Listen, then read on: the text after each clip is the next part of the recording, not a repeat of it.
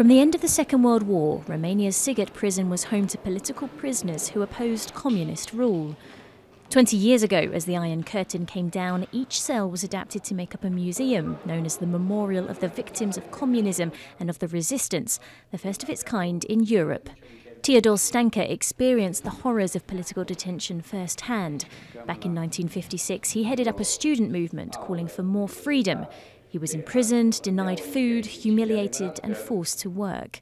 To honour the memory of those who fought against totalitarianism, he visits the Memorial Centre every year. The feeling of having achieved our aim was very important for each of us. We asked the question, if they free us tomorrow, would we do the same thing that sent us to prison? Most of us said yes.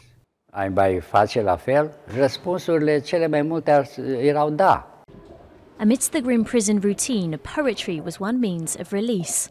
With no paper or pens, verses were transmitted from one cell to the next using Morse code. A poignant fact for Anna Blandiana, who founded the museum with her husband Romulus Rusan.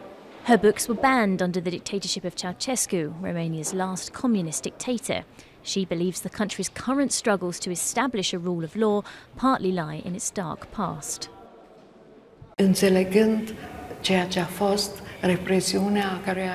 Understanding what took place, the repression we felt for more than 50 years, you can understand the hangover from this period of totalitarianism in Romania and why the state faces difficulties.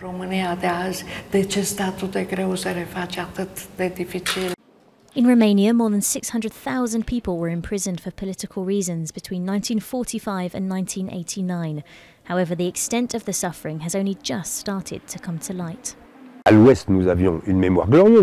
West, we had a glorious memory of communism, the Spanish Civil War, the Popular Front, anti-fascism, resistance to Nazism, etc. Here it was the exact opposite. People talk only of terror, torture, misery. So I was faced with a tragic memory instead of a glorious one. So we see that there are two different memories in Europe.